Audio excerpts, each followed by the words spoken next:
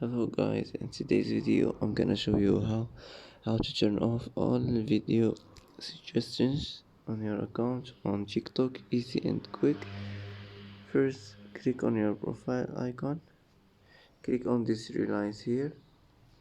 Now settings and privacy, notifications, and here as you see you will find video suggestions.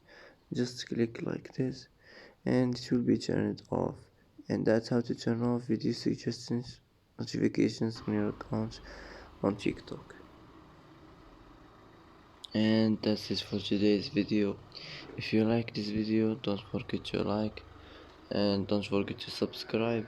And I hope this video is helpful for you.